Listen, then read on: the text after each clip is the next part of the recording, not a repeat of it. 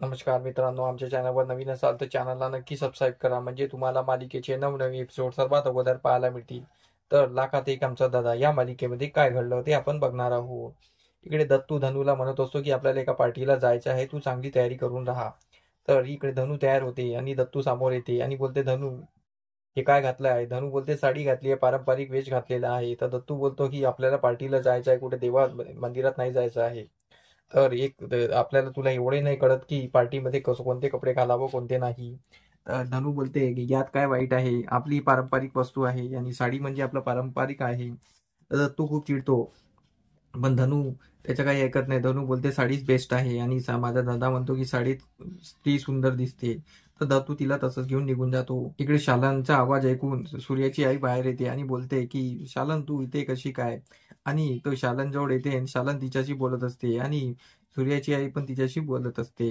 हा, आणि बोलते की काय झालं कसं काय ते चांगलं एकमेकाबद्दल बोलत असते आणि शालनला वाईट वाटत असतं की सूर्याची आई घराच्या बाहेर राहते आणि सूर्या तिच्याशी बोलत नाही म्हणून. तर सूर्याची आई का आतमध्ये येत नाही यासाठी शालन बोलते की आता मला सूर्याशी बोलायला पाहिजे. तिथे सूर्या येत असतो. त्याच्या आईला बघून तो तिला अवॉइड करत असतो आणि आतमध्ये निघून जातो. तर शालन बोलते आता सूर्याशी बोलावंच लागेल. तर सूर्यावरती गॅलरीमध्ये गमलेमध्ये झाड लावत असतो, तेवढे तिथे शालन येते आणि शालन त्याला बोलते की सूर्या, हे तू वागतो हे चुकीचं वागतो आहे आणि घरातल्या एवढ्या चांगल्या व्यक्तीला तू घराबाहेर ठेवतो आहे आणि ज्याच्यावर आपलं प्रेम आहे, ज्यांनी आपल्याला जन्म दिलेला आहे, त्या व्यक्तीला तू घराच्या बाहेर ठेवतो आहे आणि तू ते झाडं लावतो आहे, कुणासाठी लावतो आहे? तो सूर्या हसून सांगतो की हे मी तुळजासाठी लावतो आहे, कारण की तुळजा जेव्हा उठते आणि जेव्हा गॅलरीमध्ये येते तिला हे झाडं दिसतात तेव्हा ती खूप स्माईल करते आणि तिला खूप खुशी वाटते, म्हणून मी झाडं लावत असतो आणि तुळजाला छान वाटावं म्हणून मी झाडं लावत असतो. तर शालन त्याला त्याच्या आईबद्दल समजून सांगत असते, पण सूर्याला तेवढं काही समजू येत नाही. इकडे धनू पार्टीला आलेली असते आणि तो दत्तू त्याच्या मित्रासोबत वेगवेगळ्या रूममध्ये बसलेला असतो आणि धनू त्याच्या मित्रांच्या बायकोसोबत वेगळ्या रूममध्ये बसलेली असते. धनूला बोर वाटत असतं, कारण की त्याच्या मित्राच्या बायकांसोबत बोलायला तिला बोर वाटत असतं, कारण की त्या वेगळ्या टाईपच्या असतात आणि ही वेगळ्या टाईपची असते.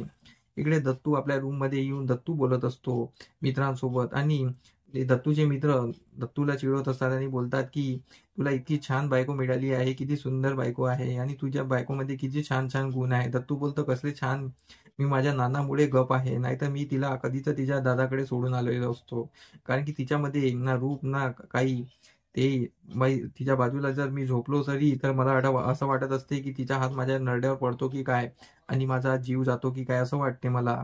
आणि तिच्या खाण्यामुळे मी परेशान आहे आणि तिच्या बाजूला झोपलं म्हणजे की मला जागा मिळेल की नाही असं वाटत असतं मला, पण मी तिला सहन करतोय फक्त नानामुळे. आणि दत्तू सर्व मन त्याच्या मित्रापुढे हलकं करत असतो आणि मग दत्तू बोलतो, तिचा चांगला गुण म्हणजे एकच आहे की ती जिथे दिसली तिथे खात सूट असते. तिला एवढं खायला आवडत असते की नुसतं खातच असते दिवसात, हाच तिचा एक गुण आहे, बाकी तिच्यात काही चांगलं नाही आहे. आणि मला वेळ मिळाला ना आणि मला जर संधी मिळाली तर मी तिला तिच्या दादाच्या घरी सोडून येईल, असं दत्तू बोलत असतो. तर इकडे धनू मागून आलेली असते आणि धनूला खूप रड येत असतं. धनू त्याच्याकडे बघत असते, पण त्याचं लक्ष नसतं. त्याचे मित्र खाली मान टाकून बसलेले असतात. त्याच्या मित्राला तो दत्तू बोलतो की का मान खाली टाकले आहे, मान तर मी खाली टाकायला पाहिजे, अशा व्यक्तीसोबत माझं लग्न झालेलं आहे. तर त्याचे मित्र त्याला इशारा करतात. दत्तू मागे बघतो तर काय, धनू तिथे असते, धनू रडत असते. धनूला आवाज देतोस काय, तर धनू तिथून निघून जाते आणि दत्तू तिच्या मागे तिला थांबवायला निघून जातो, कारण की दत्तूला भीती असते की नानांना सांगितलं आणि सूर्यदादाला सांगितलं तर माझी काही खैर नाही, म्हणून दत्तू तिच्या मागे जात असतो. इकडे शालन सूर्याला समजवत असते. इकडे डॅडीने एक प्लॅन आखला असतो सूर्याला कसं आपल्या जवळ परत आणायचं.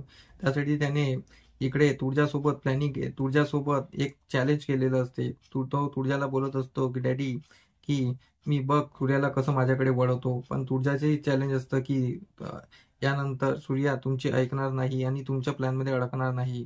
तर आता समोरील भागात आपल्याला हेच पाहणं रंजक ठरणार आहे की सूर्या डॅडीच्या प्लॅनमध्ये फसतो की काय आणि तुळजा जिंकते की काय, हे आपल्याला समोरील भागात कळणारच आहे. आणि हे दत्तूचं वागणं सूर्याला कळेल तेव्हा सूर्या त्याच्यावर काय निर्णय देईल, यासाठी आमचा एपिसोड बघत राहा. धन्यवाद.